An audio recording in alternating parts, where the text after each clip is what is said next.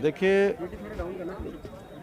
हमारे देश के यशस्वी प्रधानमंत्री मोदी जी के नेतृत्व और मार्गदर्शन में गुजरात के महामहिम राज्यपाल आचार्य देवव्रत जी पूरे देश के अंदर प्राकृतिक कृषि को बढ़ाने के लिए लगातार काम कर रहे हैं।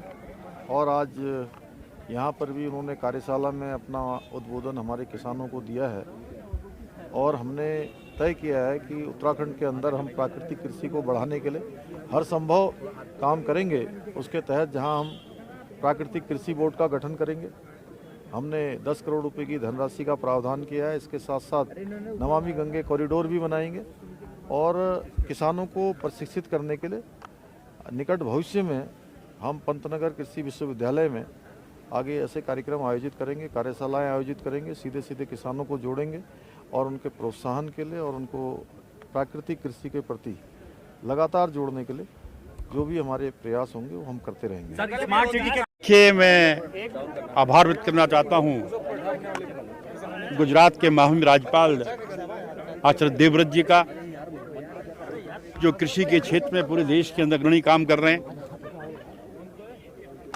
और आज उनके माध्यम से जो जानकारी हमें मिली है, मैं आपके चैनल के माध्यम से हम भरोसा दिलाते हैं। जैसा कि उन्होंने कहा कि हिमाचल के अंदर 2 लाख किसान प्राकृतिक खेती में ट्रेंड हुए हैं। महामहिम राज्यपाल ने 3 लाख की बात की है। मैं फौजी आदमी हूँ, तो हमने आज संकल्प लिया है कि 3,51,000 किसानों को हम इससे जोड़ेंगे और किसानों की आय दुगनी करने का जो मोदी जी का संकल्प है, माननीय मुख्यमंत्री धामी जी कहते हैं, उसको हम पूरा करेंगे। और मुख्यमंत्री जी का आभार करता हूं कि मेरे अनुरोध पर आज प्राकृतिक कृषि बोर्ड का गठन हुआ है, कॉरिडोर का गठन हुआ है। निश्चित ही इस दिशा में एक बहुत सार्थक कदम होगा। और 2025 में जब हमारा राज्य 25 साल का होगा, हमने संकल्प लिया है कि जो मैंने कहा हम उसको पूरा करेंगे। ये हमारी सरकार का संकल्प है, क्योंकि चाहे माननीय मुख्यमंत्री जी हों, यहाँ के महामहिम राज्यपाल हों, उनका आशीर्वाद लगातार मुझे मिल रहा है। प्रोफेसर राजेश्वर सिंह चंदेल, हिमाचल प्रदेश में उद्यानिकी एवं वानिकी विश्वविद्यालय में कैसे देखते हैं आप? देखिए, आज सर्वप्रथम मैं उत्तराखंड के गवर्नर महोदय का, मुख्यमंत्री महोदय का, कृषि मंत्री महोदय का धन्यवाद भी करता हूं और उनको बधाई भी देता हूं कि जिन्होंने माननीय प्रधानमंत्री जी द्वारा मार्गदर्शित प्राकृतिक खेती को जनमानस तक पहुंचाने का अभियान पूरे देश में प्रारंभ किया है। उसी लक्ष्य को लेकर आज उत्तराखंड ने पूरे प्रदेश में प्राकृतिक खेती के बोर्ड का निर्माण किया।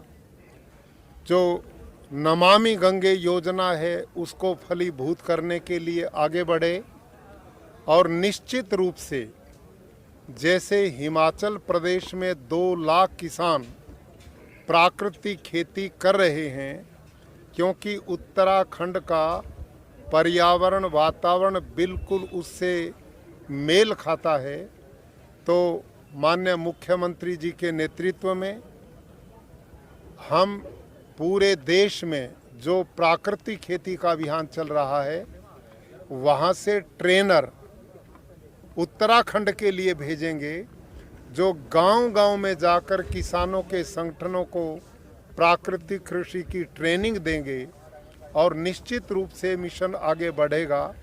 लोगों के मन में ये जो धारणा है कि रासायनिक खेती नहीं करेंगे तो उत्पादन कम होगा, ये जैविक खेती में ऐसा होता है। प्राकृतिक खेती में उत्पादन नहीं घटेगा, लागत भी नहीं लगेगी और किसान की भी आय बढ़ेगी, पर्यावरण भी बचेगा, पानी भी बचेगा, गौ माता भी बचेगी, लोगों का स्वास्थ्य भी बचेगा। और भारत सरकार का 2.5 लाख करोड़ रुपया प्रति वर्ष विदेशों में यूरिया, डीएपी, कीटनाशक के लिए जाता है, वो बचकर देश के विकास में लगेगा। तो बहुत बड़े पुण्य का कार्य आज उत्तराखंड सरकार के द्वारा माननीय मुख्यमंत्री जी के नेतृत्व में, माननीय राज्यपाल महोदय के मार्गदर्शन में और कृषि मंत्री महोदय ने और पूरे विभाग ने जो बीड़ा उठाया है, ये पूरे उत्तर प्रदेश के किसानों को भाग्य को बदलने वाला होगा। धन्यवाद। प्रांत स्तर पर प्राकृतिक खेती पे जो कार्यशाला की, प्रदेश सरकार का बहुत बहुत अभिनंदन। पूरे देश भर में जो प्रधानमंत्री जी की इच्छा है कि किसान की आय दुगनी हो, सिर्फ प्राकृतिक खेती ही एक ऐसा माध्यम है जो किसान के खर्चे को शून्य के लगभग करके, बिल्कुल न्यूनतम करके उसकी खेती की आय को बढ़ाएगा। हिमाचल प्रदेश ने देश भर में को मार्ग दिखाया है। प्राकृतिक खेती में आज लगभग 2 लाख के आसपास हमारा किसान प्राकृतिक खेती करना प्रारंभ हो गया है। और आचार्य देवव्रत जी के नेतृत्व में जो ये आंदोलन हिमाचल प्रदेश में शुरू हुआ था, आज गुजरात से होता हुआ आज गुजरात में एक बहुत बड़ा आंदोलन 3 लाख किसान लगभग उससे जुड़ चुका है। मेरा निवेदन उत्तराखंड के सभी किसान भाई बहनों से है कि जो आपका जलवायु है, आपका जो ज्योग्राफी है, वो हिमाचल से मिलती जुलती है। तो हिमाचल प्रदेश के आम किसान की आय यदि प्राकृतिक खेती से लगभग 40% बढ़ सकती है। सेब में हम लगभग 40 मीट्रिक टन अगर उत्पादन प्राकृतिक खेती से, चाहे हाई डेंसिटी है चाहे नॉर्मल खेती है, उससे ले सकते हैं। हम 60% तक कॉस्ट ऑफ कल्टीवेशन अगर ऑफ सीजन वेजिटेबल की और मेन सीजन वेजिटेबल की घटा सकते हैं तो उत्तराखंड का किसान अवश्य इसको कर सकता है। यहाँ का किसान बहुत मेहनती है। आवश्यकता है हिमाचल प्रदेश को हम उत्तराखंड से जोड़ें। और आज मैंने निवेदन किया है कि यहाँ के जितने किसानों के समूह हिमाचल प्रदेश में भेजेंगे, हम उनका स्वागत करेंगे। और हिमाचल प्रदेश में आज लगभग 3000 ट्रेनर हमारे पास किसान हैं, भाई बहनें हैं। अगर उत्तराखंड का किसान समूह में चाहेगा कि वहाँ का ट्रेनर यहाँ आए 5 दिन के लिए, 7 दिन के लिए, 10 दिन के लिए, हम वो भी भेजने का प्रयत्न करेंगे। और दोनों प्रदेश देश का नेतृत्व प्राकृतिक खेती में करें, ऐसी मेरी अपेक्षा है।